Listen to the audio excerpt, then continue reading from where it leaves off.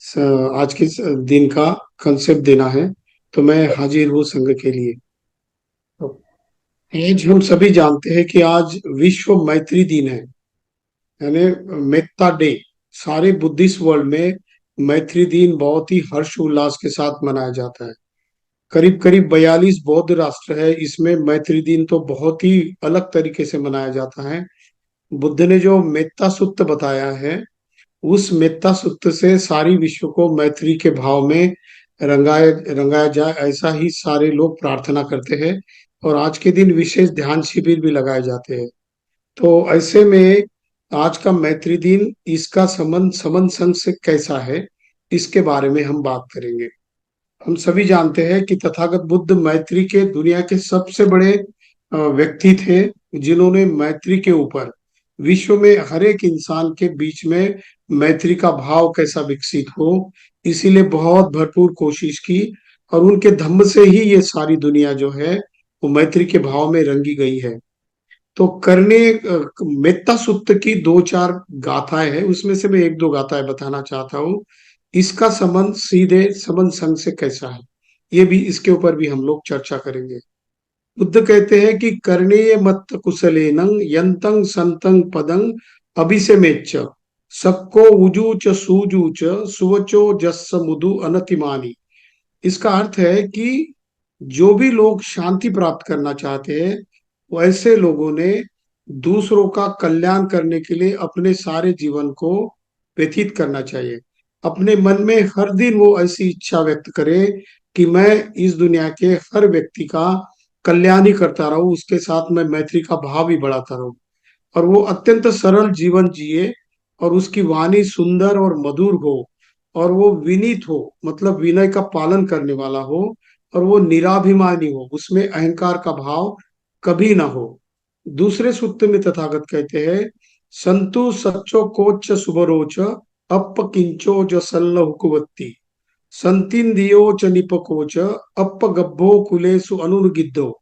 इसका मतलब है कि हर इंसान ने अपने आप को संतुष्ट रखना जरूरी है। सहज भाव से, वो प्रामाणिकता से सादा और सरल जीवन जीने की वो कोशिश करे।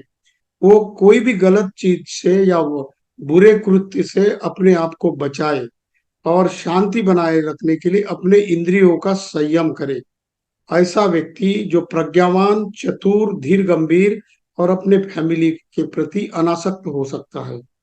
आगे तथागत बुद्ध कहते हैं कि जिस तरीके से हम दूसरों को फंसाने की कोशिश करते हैं, इससे हम एक दूसरे के बीच का वैर बढ़ता है। अगर हम वैर से बचकर रहेंगे, तो ही इस दुनिया को हम शांति से, चैन से रहने के लिए तैयार कर सकते हैं। वो आगे कहते हैं तथागत बुद्ध, माता यथा नियंग पुत्तं आयुषा एक पुनः मत्तु मनुरखे एवं पि सब्ब भूतेषु मानसं भावये अपरिमाणं। इसका अर्थ होता है कि मैत्री के लिए हम कैसे तैयार होना चाहिए। तो कहते हैं कि खुद की जान की परवाह नहीं करते हुए, जब माँ अपनी एकलौते पुत्र की रक्षा करती है, उसको अच्छा जीवन मिले, इसीलिए हरदम उसके प्रति शांति का भाव रखती है। ऐसे ही जो लोग शांति प्रस्तावित करना चाहते हैं, उन्होंने, जैसी माँ अपने बच्चे के प्रति उसका जीवन संभालने के लिए अपने आप को न्यौछावर कर देती है, ऐसा ही सारे प्राणी मात्र के प्रति हमारा निस्सीम भाव रहे और प्रेम भावना रहे। ऐसा अगर करोगे तो आप निर्वैर, यानी अवैर होकर आपके शत्रु के ऊपर भी आप विजेता करके साबित हो पाओगे। तो ये मेत्ता सूत्र का भाव जो है समन संघ ने अपनाया, क्योंकि समन संघ में जो भी साथी कोई जुड़ता है, वो चाहे शुरू में गुस्सा करता हो, चाहे एक दूसरे के प्रति वैर भाव रखता हो, या किसी के प्रति द्वेष की भावना रखता हो, लेकिन जैसे जैसे वो समन संघ के 10 गोल्डन रूल्स है, या फिर समन संघ की जो हाव भाव होती है, समन संघ की अलग अलग कमिटियां होती है, समन संघ की विचारधारा होती है, इस विचारधारा में जब भी कोई नया व्यक्ति आता है और 10-15 दिन, 20 दिन, महीना 2 महीने तक लगातार बना रहता है, तो उसमें निश्चित ही मैत्री का भाव आता है। तो मैत्री के भाव से हमारे समन संघ में क्या बदलाव हुआ? तो इसका एक भाव ऐसा है कि समन संघ की स्ट्रेंथ बढ़ी है, और समन संघ की यूनिटी और ये जो भाव है वो मैत्री की वजह से बड़ी है। तो समन संघ की पहचान हम कहेंगे कि हमारी स्ट्रेंथ क्या है। तो हमारी स्ट्रेंथ मैत्री मैत्री की वजह से एकता हमारी स्ट्रेंथ बनी है। एकता से हम लोगों की शक्ति बढ़ती है। तो जैसे कहते हैं कि यूनिटी इज आवर स्ट्रेंथ। तो एकता आती कहाँ से है? तो बुद्ध कहते हैं कि ये सॉलिडेरिटी से आती है। जब हम लोग इकट्ठा हो जाते हैं, एक दूसरे के प्रति अपने विचारों का तालमेल रखते हैं, तो हमारी एकता की वजह से हमारी बिलीफ सिस्टम यानी विश्वास बढ़ता है। तो बुद्ध इसे कहते हैं कि विश्वास परम न्याति। विश्वास ये दुनिया का सबसे बड़ा नाता है। और ये विश्वास आता कैसे? तो एक दूसरे के साथ आप मैत्री करोगे तो उससे बंधु भाव आएगा, फ्रैटर्निटी आएगी। उससे आपके मन में और आपके समाज में, आपके देश में समता का भाव प्रस्तावित होगा। और इससे हमारा विश्वास का नाता एक दूसरे के साथ बिल्कुल सुदृढ़ हो जाएगा। और इससे हमारी यूनिटी यानी एकता बढ़ती है। और इकट्ठा आने से ये एकता बरकरार रहती है, ऐसा बुद्ध कहते हैं। तो मैत्री से हमने देखा, मेत्ता सूत्र में भी देखा, मैत्री से बंधुत्व आता है। बंधुत्व और मैत्री होने से समता का भाव आता है, इक्वालिटी आती है। वो इक्वालिटी को बढ़ावा देती है।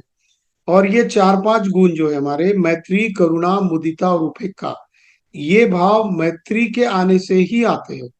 अगर आप किसी के साथ अच्छे संबंध बनाना चाहते हो, आप एक अच्छे संबंध संगी बनना चाहते हो, तो आपको सबसे पहले अगर कोई चीज करनी चाहिए तो वो है मैत्री का भाव अपने मन में विकसित करना। मैत्री जब आएगी तो आप, कोई आदमी आपके ऊपर गुस्सा करते हुए आया तो आप उसके प्रति फिर से उल्टा गुस्सा नहीं करोगे, आप उसके प्रति मैत्री का भाव रखोगे। तो धीरे धीरे पाओगे कि सामने वाला व्यक्ति ये सोचेगा कि मैं इसके प्रति इतना गुस्सा कर रहा हूँ, इतना मैं द्वेष कर रहा हूँ, लेकिन ये व्यक्ति है जरा भी हिचकिचाता नहीं है, ये अपने मैत्री भाव में कायम है। तो इससे उसके मन में परिवर्तन होना शुरू हो जाता है। और वो दूसरी बार, तीसरी बार, बार बार लगातार जब वो हर दिन देखता है कि समन संग में यहाँ पर आने से कोई व्यक्ति में अगर क्या बदलाव होगा, उसकी स्ट्रेंथ कैसी बढ़ेगी, उसका पोटेंशियल कैसे बढ़ेगा, उसकी यूनिटी कैसे बढ़ेगी, तो मैत्री के भाव विकसित करने से उसकी स्ट्रेंथ बढ़ती है।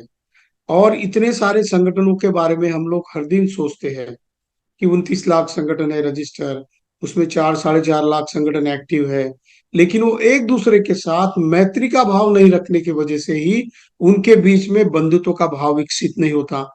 और जब तक मैत्री और बंधुत्व नहीं है तब तक समता यानी इक्वालिटी नहीं आती। और ये तीनों भाव नहीं आने की वजह से यूनिटी और स्ट्रेंथ नहीं बढ़ती। और ये बढ़ती कब है? तो मैत्री, करुणा, मुदिता और उपेक्षा का भाव, ये जो बुद्ध ने ब्रह्म विहार कहे हैं। ब्रह्म यानी वो वाला ब्रह्म नहीं है जिससे ये दुनिया अच्छी सुखी हो सकती है, समृद्ध हो सकती है, ऐसा मन का भाव, इसको ब्रह्म विहार कहा है बुद्ध ने। ये तथागत बुद्ध के धम्म का शब्द है। इसको और धर्म वालों ने चुरा लिया है। तो ये चार पांच चीजें अगर हम याद रखेंगे, मैत्री, करुणा, मुदिता, उपेक्षा, इससे यूनिटी बढ़ेगी। और ये पांच तत्व हमें अच्छा समन संगी बनने के लिए मजबूर करेंगे। हम भूल कर भी किसी के साथ बुरा व्यवहार नहीं कर सकते। और जो भी हमारी बहनें या भाई हमारे हैं या सर है, ये एक दूसरे के साथ हमेशा मैत्री के भाव से ही बर्ताव करेंगे। इसका बेनिफिट क्या होगा? तो बुद्ध ने कहा कि इसका बेनिफिट ये होता है कि इंसान की सोच बदल जाती है। बार बार आप और लोगों से मैत्री का भाव मन में विकसित करोगे तो बंधुत्व का भाव आएगा, उससे इक्वालिटी आएगी, उससे स्ट्रेंथ बढ़ेगी, और उससे मुदिता का भाव भी आएगा। मुदिता यानी दूसरे के खुशी में अपने आप को खुश रखना। वरना ऐसा होता नहीं है।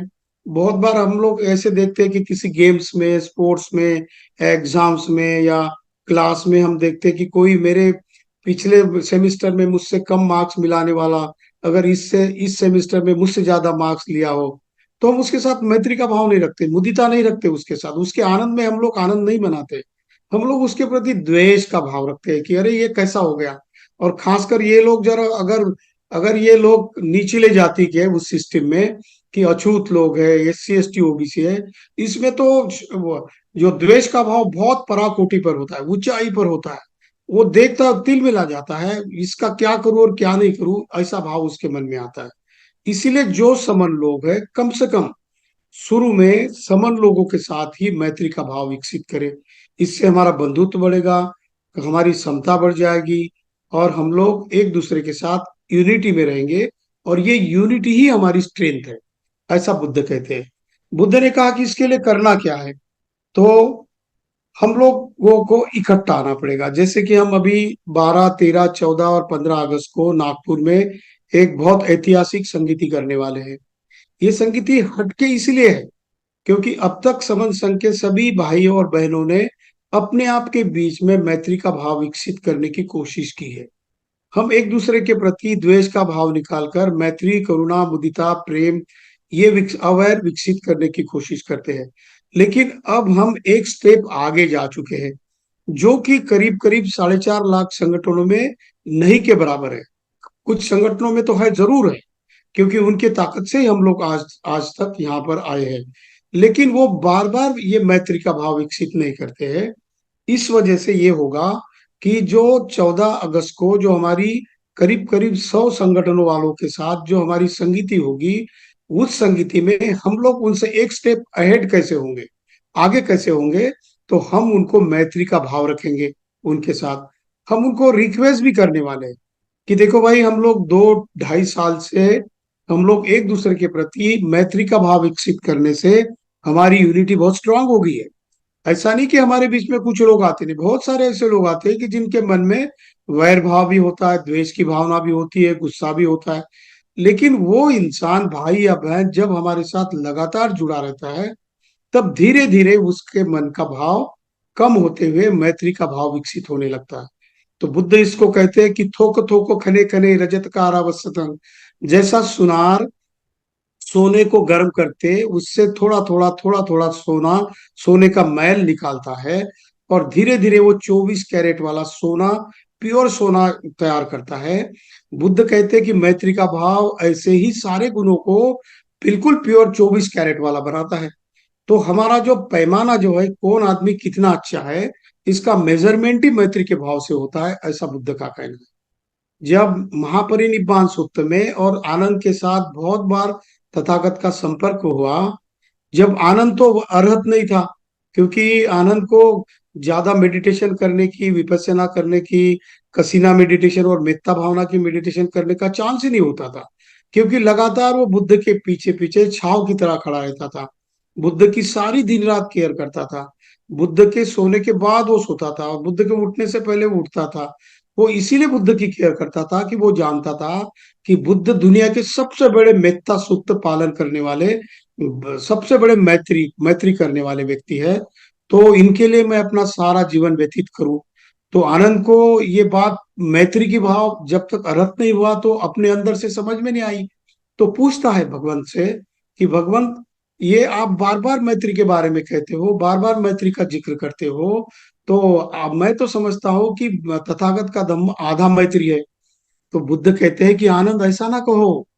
मैत्री केवल आधा धम्म नहीं है, मैत्री पूरा पूरा का पूरा धम्म है। जो भी व्यक्ति अपने आप को, अपने मन को मैत्री में विहार करता है, मैत्री को विकसित करने की कोशिश करता है, वो व्यक्ति प्योर होता है और उसको अरहत पद भी प्राप्त हो सकता है। इतनी बड़ी ताकत मैत्री के विहार से है। तो हम लोग 14 अगस्त को जो संगठन के लोग आएंगे, तो हमको बड़े अच्छे कुछ अटपटे क्वेश्चन पूछेंगे, सवाल पूछेंगे, हमको खींचने की कोशिश करेंगे, हमारी स्ट्रेंथ क्या है वो चेक करने की कोशिश भी करेंगे। वो ये चाहेंगे कि ऐसा कैसा हो सकता है कि 2 साल से लोग इकट्ठा रहते हैं और इतने एक संग रहते हैं, इतनी यूनिटी में रहते हैं, ऐसा कैसा होगा, कुछ झूठ बोलते होंगे। तो चलो उनको उछाला जाए, उनको गुस्सा लाने की कोशिश की जाए, उनको चिढ़ाया जाए। ऐसी बहुत सारी कोशिश कुछ लोग करेंगे भी, क्योंकि सारे ही लोग कोई अच्छे होते नहीं है। हम तो सारे संगठनों का रिस्पेक्ट करते हैं। हम ये चाहते हैं कि अगर कम से कम बाबा साहब का भारत भारत को बुद्ध के विचारों में ढालने के लिए जो देश निर्माण करना चाहते हैं, और बुद्ध को, यह विश्व को मैत्री के भाव से अगर हम जोड़ना चाहते हैं, तो बाबा साहब का सपना था, क्योंकि वो कहते थे कि reconstruction of world is possible through Buddhism. विश्व की पुनर्रचना बुद्ध के विचारों से हो सकती है। और वो इसीलिए कहते हैं कि सारी दुनिया ने बुद्ध के मार्ग पर आकर चलना चाहिए, क्योंकि एकमात्र उपाय है आपके आधुनिक वर्ल्ड में। क्योंकि आधुनिक विज्ञान आपको खोज तो देता है, सुविधा तो सारी उपलब्ध करा देगा, लेकिन विज्ञान आपको मैत्री भाव विकसित करने की सीख नहीं दे सकता, वो बंधुत्व नहीं दे सकता। क्योंकि विज्ञान में सच्चाई जरूर है, पर मैत्री, करुणा, मुदिता और उपेक्षा का भाव विज्ञान उत्पादित नहीं कर सकता। वो सच्चाई से किसी न्यूट्रॉन को पैदा करेगा, किसी केमिकल को पैदा करेगा, किसी इलेक्ट्रॉनिक्स के नए माध्यम को आपके सामने रख देगा, कोई आर्टिफिशियल इंटेलिजेंस से सारी दुनिया को इकट्ठा करने के लिए प्रयत्न करेगा, और लोगों के सारे जितने भी गुपित है, जितने सीक्रेट्स है, वो सारे खोलने की कोशिश करेगा, लेकिन वो मैत्री का भाव फैला नहीं सकता। इसलिए विज्ञान की कमी है। इसीलिए जूलियस हक्सले नाम का एक नोबेल लॉरेट है, उसका कहना है कि where science ends Buddhism starts. जहां पर विज्ञान भी कुछ नहीं करता है, वहां पर तथागत बुद्ध दुनिया को दुरुस्त कर सकते हैं, क्योंकि वो मैत्री, करुणा, मुदिता और उपेक्षा का भाव रखने वाला एक नागरिक, वर्ल्ड सिटीजन पैदा कर सकता है, वो विकसित कर सकता है। इसीलिए विज्ञान से भी आगे तथागत बुद्ध का दम है। इसीलिए बाबा साहब ने कहा कि मुझे ऐसा रिलीजन चाहिए जो कि स्वतंत्रता, समानता और बंधुत्वता और मैत्री देने वाला जो भी धर्म है या धर्म है, उसको मैं चाहता हूँ, और वही धर्म मैं अपनाऊंगा। आखिरकार बाबा साहब ने अपने आखिरी जीवन में इसको अपना लिया और दुनिया को बहुत बड़ी भेंट दी। बाबा साहब की सबसे बड़ी देन अगर क्या होगी इस दुनिया के लिए, तो एक भारत, विश्व का सबसे बढ़िया जो संविधान है वो, और तथागत बुद्ध का धम्म फिर से उन्होंने उजागर कर दिया। और उस धम्म को उन्होंने मोस्ट साइंटिफिक ढंग से, आधुनिक विज्ञान के ढंग से उसमें पिरोया है, और उसमें वही तत्व बाबा साहब ने विकसित किए हैं। इसीलिए समन संघ यही चाहेगा, सारे संगठनों से यही रिक्वेस्ट करेगा कि आओ भाइयों बहनों, हमारे साथ बैठो, डायलॉग करो। हम कुछ बात करना चाहते हैं, कुछ अच्छी चीज आपके सामने पेश करना चाहते हैं, क्योंकि हम पिछले 70 साल से अगर हमारा ऑडिट करेंगे, एनालिसिस करेंगे, हम पीछे झांक कर देखेंगे कि क्या कुछ हमने पाया और क्या कुछ हमने खोया। तो कम से कम बाबा साहब ने, ज्योतिराव फूले ने, छत्रपति शिवाजी महाराज ने, पेरियार ने, सम्राट अशोक ने, इन हमारे जितने भी पुरखे समन संगी है, इन्होंने जो भाव हमको दिया था, क्या उसको हमने निभाया? जब हमारा खुद ही हम सोशल ऑडिटिंग करेंगे तो हम पाते हैं कि हमने जो जरूरी चीजें थी वही नहीं की। हम इकट्ठा नहीं हो गए आज तक। और इकट्ठा क्यों नहीं हुए? क्योंकि हमारे बीच में मैत्री, करुणा, मुदिता और उपेक्षा का भाव पैदा ही नहीं हुआ। हुआ तो भी इसको हमने प्रचारित और प्रसारित करने की कोशिश नहीं की। क्योंकि बाबा साहब ने खुद कहा कि ये विचार होते हैं, अगर ये मैत्री से लिप्त है, करुणा, मुदिता और उपेक्षा से लिप्त है, तो वो विचार केवल मैत्री का ही फल देंगे, केवल बंधुत्व का ही फल देंगे। इसलिए इन विचारों को आपको पौधे की तरह हर दिन पानी देना पड़ेगा, उसको उसकी सिंचाई करनी पड़ेगी। और ये जिस दिन जितना आप सींचोगे उतना ही परिपक्व आपकी फसल आएगी। तो इसका मतलब है पिछले 70 साल में ये फसल हमने उगाई ही नहीं है। ये फसल को तो पहले दिन से हमने उगाना चाहिए था। कम से कम वमन का छोड़ दो, कम से कम हम 85% वाले जो SC ST OBC और रिलीजियस कन्वर्टेड माइनॉरिटीज है, इन लोगों ने भी अगर गंभीरता से सोचा होता, हम संख्या में तो बहुत ज्यादा है, डेमोक्रेसी में संख्या को तो ज्यादा महत्व होता है, लेकिन डेमोक्रेसी में जिसकी संख्या जितनी भारी होती है उसकी उतनी हिस्सेदारी होती है, कांशीराम जी ने कहा है। लेकिन वो हिस्सेदारी क्यों नहीं मिल रही? संख्या में ज्यादा होने की वजह से। तो इसकी कुछ कड़ियां हमने तोड़ी है, हमसे कुछ कड़ियां जोड़ने में हम लोग असमर्थ रहे हैं। तो ये कड़ियां जो है वो समन संघ जोड़ना चाहते हैं। ये कड़ी है मैत्री की, ये कड़ी है मुदिता, उपेक्षा, करुणा, मैत्री, बंधु भाव की। ये अगर हम जल्द की कड़ी, जिसको इंग्लिश में कहेंगे जस्टिस, इक्वालिटी, लिबर्टी और फ्रेटर्निटी, इस कड़ी को हम जैसे जैसे जितना ज्यादा तरीके से जोड़ेंगे, उतने लोगों को मजबूर करेंगे हम लोग इकट्ठा आने के लिए। और आप बुरे, कितने भी लोग आपसे बुरी बात करने लगो, आप वही वही बात अगर करोगे मैत्री, करुणा, मुदिता, उपेक्षा वाली, तो लोगों को मजबूर होना पड़ेगा। कम से कम हमारे जितने भी समन बहुजन हैं सारे, ये लोग तो भी कम से कम सोचेंगे कि भाई 14 अगस्त को ये सारे इकट्ठा आए हैं, इन्होंने 10 गोल्डन रूल बनाए हैं, इसके ऊपर वो हर दिन चलने की कोशिश करते हैं। क्यों ना हम इनकी 10 बातों में से 4 बातों के ऊपर गौर से ध्यान रखेंगे, और क्यों ना हम ये कम से कम 4-5 बातों का ही उसका इम्प्लीमेंटेशन करेंगे, उसका आचरण करना शुरू कर देंगे। इसमें से अड़चन 2-3 चीजों की हो सकती है। एक तो ये चीज है कि भाई चंदा लेना नहीं है, ये तो उनको अटपटा सा लगेगा कि बगैर चंदे का होता कैसा है, तो ये उनको 10-15 दिन तक ऑब्जर्व करना पड़ेगा। दूसरा एक अटपटा सा सवाल उनको या हमारी बातें अच्छी नहीं लगेंगी, वो ये हो सकता है कि इसमें लीडर नहीं है। ऐसे कैसे होगा कि लीडर नहीं है कोई? तो यहाँ पर कलेक्टिव लीडरशिप है, एक अकेला कोई भी इंसान जजमेंट नहीं लेता, निर्णय नहीं लेता। वो संघ की कमेटियों में जाता है, कमेटियां बारीकी से उसके ऊपर सोचती है, फिर वो हाउस में आता है। हाउस तो हाईएस्ट हाउस है यहाँ का डिसीजन मेकिंग का।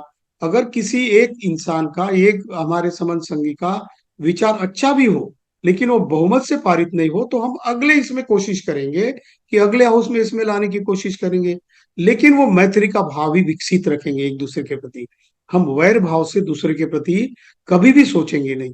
तो ऐसे से संबंध संघ के ये इन चार पांच भावों को वो लोग छोड़कर बाकी कम से कम 10 गोल्डन रूल में से पांच छह के बीच में तो उनके और हमारे संबंध जरूर जुड़ेंगे। रही बात, अगर हमारे 100 संगठनों में से कम 40-50 संगठन भी अगर हमारे मत से एक मत हो जाते हैं, तो हम उनके साथ अगली संगति लगाएंगे कि चलो भाई सेकंड राउंड में हम लोग बैठते हैं 3 महीने में। आप चाहो तो नागपुर बैठ सकते हैं, चाहे दिल्ली, लखनऊ या अहमदाबाद या मुंबई या कहीं भी आप बोलो, वहां पर हम लोग बैठने को तैयार है। क्योंकि सच जिसके साथ है उसको डरने की कोई फिक्र नहीं होनी चाहिए। सच जो सोचता है, सच जो आचरण करता है, वो हमेशा कहीं पर भी आने को तैयार होता है। किसी भी मोड़ कर वो बिना कंडीशन किसी के साथ भी आने को तैयार होता है। यही भाव समन संघ का है।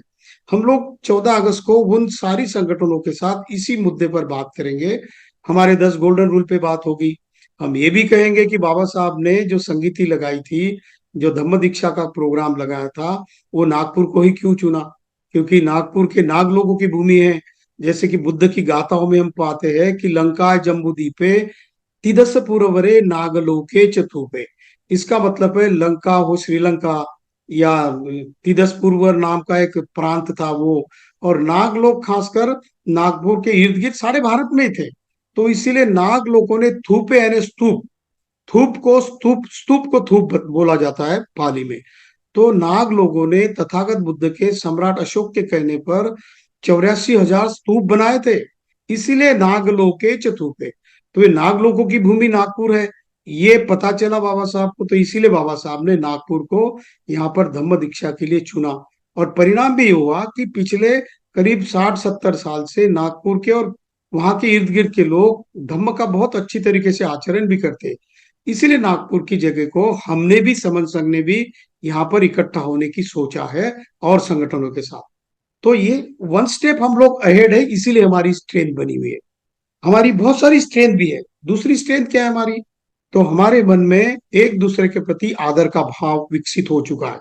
यहाँ पर जितने भी समन संगी साथी है, कुछ लोग बहुत विद्वान लोग हैं, कुछ पढ़े लिखे हैं, प्रोफेसर है, इंजीनियर्स है, ऑफिसर्स है, वृद्ध लोग है, चिंतक है, लेखक है, बहुत सारे लोग हैं। लेकिन जब भी वो किसी की बात सुनते हैं तो कभी कोई बीच में से चिल्लाता नहीं है, कोई बीच में से अपना माइक खुद होकर कह के उसको टोकता नहीं, रोकता नहीं। उसकी बारी, उसकी सारी बात सुनने के बाद ही उसके ऊपर चर्चा की जाती है, वो भी चर्चा मैत्री के भाव से की जाती है। तो इसका मतलब है हम और संगठनों से एक और स्ट्रेंथ जोड़ गए हैं। मैत्री के साथ साथ हमने एक दूसरे का रिस्पेक्ट करना भी सीखा है। और ये रिस्पेक्ट भी हमारी आजकल स्ट्रेंथ बनी हुई है। क्योंकि यहाँ पर ज्यादा विवाद नहीं होते, होते भी है तो भी एक दूसरे के साथ चर्चा होती है। और जब मीटिंग खत्म होती है तो हम लोग स्लोगन देते हैं, जुड़ेंगे जीतेंगे, जब तक जिंदा है तब तक जुड़ेंगे, और जुड़ते ही हम लोग जितने जुड़ेंगे उतने जीतेंगे। इसका मतलब हम लोग एक दूसरे को जोड़ने की कोशिश करते हैं, ये भी हमारी स्ट्रेंथ बन गई है। तो ऐसी बहुत सारी स्ट्रेंथ समन संघ की बनी हुई है पिछले 2 साल में। और करीब करीब 38 स्ट्रेंथ बताई है तथागत ने। 38 मंगल सूत्र बताए हैं कि मंगल काम क्या क्या करने हैं। उसमें से 10 हमने अभी सिलेक्ट किए, जिनको हमने 10 गोल्डन रूल का नाम दिया है। ये हमारे कार्डिनल रूल्स है, गोल्डन रूल्स है। इसके ऊपर जितना कड़ाई से हम लोग इसका पालन करेंगे, तो बुद्ध कहते हैं कि इसके लिए लोग आपको देखेंगे। जैसा बुद्ध कहते हैं कि मेरे धम्म को आप क्या टेस्ट लगाओ, तो कहते हैं कि यही पस्सी को ओपनाई को पचतंग वेदी तब्बो। आप आओ, इसको जानो, देखो, परखो, और आपको अच्छा लगा तो इसको अपनाओ। वरना आपको अच्छा नहीं लगे तो कोई बात नहीं, आप आगे देखना, आगे और कोशिश करना, हमारा ऑडिट करना, हमारा हमारा बिहेवियर, हमारी बॉडी और माइंड की लैंग्वेज को आपने ऑब्जर्व करना। और आगे चल के अगर आपको अच्छा लगे तो अपनाना। तो ये भी एक स्ट्रेंथ हमारी बनी हुई है। और स्ट्रेंथ क्या है, तो हमारा संगठन कौशल्य जो होता है ना, लोगों को जोड़ने का। हम लोग जिस किसी भी साथी को जोड़ते हैं तो पहले तो उसको लिंक भेजते हैं, नहीं जुड़ा तो उसको प्रेम मैत्री से बात करते हैं, उसके साथ हरदम सर के भाव से हम बात करते हैं, बहन जी के शब्द से हम उसके साथ बात करते हैं। हो सकता है कि कोई जो सामने वाला समन संगी हो, जन्मजात समन संगी हो, लेकिन उसको समन संघ के आइडिया का, समन संघ की फिलॉसफी का, समन संघ की जीवन व्यतीत करने के मार्ग का पता नहीं हो, तो गुस्से से बात करेगा। लेकिन हम लोग हमेशा उसके साथ मैत्री और करुणा से ही पेश आते हैं। ये भी हमारी एक स्ट्रेंथ बनी हुई है। तो बाबा साहब ने और बुद्ध ने जैसा कहा है कि आपकी स्ट्रेंथ जो है, इस स्ट्रेंथ को आपको दिन ब दिन विकसित करना होगा। जितनी आप अपनी स्ट्रेंथ को बढ़ाओगे उतना आपके ऊपर, अगर द्वेष से, राग से, मोह से, किसी प्रहार से, किसी हथियार से, किसी भी चीज से आपके ऊपर प्रहार होगा, आक्रमण होगा, तो उस वक्त कम से कम आपका मन द्विधा नहीं होगा। तो फुट्टस्स लोकधम्मे ही चित्तंग यस्सन कंपति अशोकंग वीरजंग खेमंग एतंग मंगलंग उत्तमंग। 8 प्रकार के धम्म हैं जो आपको विचलित करेंगे। तो ऐसे धम्म का आपके ऊपर आक्रमण होने के बाद हो सकता है कोई आपकी तारीफ कर दे, या कोई कोई आपकी टीका करे, कोई आपको बरगलाने की कोशिश करे, कोई आपके सामने आपके साथ गुस्सा करने की कोशिश करे, कोई आपके साथ द्वेष करने की कोशिश करे, या कोई मैत्री भी करे, आपकी तारीफ भी करे। तो ऐसे 8 प्रकार के लोक धर्म है। ऐसे में अपने आप के मन को आपको विचलित नहीं करना है। ऐसा परिपक्व इंसान जो होगा तो उसकी स्ट्रेंथ हमेशा बढ़ेगी, और वही भविष्य का सच्चा और सही और ताकतवर समन संघ की स्ट्रेंथ बढ़ाने वाला समन संघी होगा। क्या आप सभी लोग ऐसे समन संघी बनने को तैयार है? अगर है तो हमारे सारे समन संघियों का सपना पूरे करने के दिन बहुत नजदीक है। जितनी ताकत से हम लोग इसी स्ट्रेंथ को बढ़ाने की कोशिश करेंगे, तो उतने ही जल्दी इस देश को नहीं, इस दुनिया को हम कन्वर्ट या ट्रांसफॉर्म करने की कोशिश करेंगे। और हमारे समन संगी जो भी पुरखे हैं, बुद्ध है, बाबा साहेब है, फुले है, सम्राट अशोक है, पेरियार है, इनका सपना पूरा करने के लिए हम कृतबद्ध होंगे, प्रतिज्ञाबद्ध होंगे। और यही प्रतिज्ञा हमको अपने मुकाम पर, अपने टारगेट पर पहुंचाने के लिए ताकत के तौर से आएगी हमारे बीच में। ऐसी स्ट्रेंथ विकसित करने की भावना हमें बढ़ानी है। इसका प्रयोग हम लोग नागपुर की नागलोक की भूमि में अगले 12 तारीख से 15 तारीख के बीच में करेंगे। इसमें भिक्खु संघ भी होगा, संगठन के लोग भी होंगे, स्पोक लोग भी होंगे, और जो ऑब्जर्वर लोग होंगे इनको भी हम लोग दिखाएंगे कि कैसा होता है समन संघ में रहने का, और उसका स्ट्रेंथ दिखाने का मौका। इतनी ही बात मुझे आज के कंसेप्ट में देनी थी। अगर मेरे कहने में किसी को हर्ट पहुंचा हो, किसी को बुरा लगा हो, तो मैं उसके लिए माफी चाहता हूँ। संघे यो खलितो दोषो संघो खमतु तम मम। सभी लोग मुझे माफ करें, माफ करें।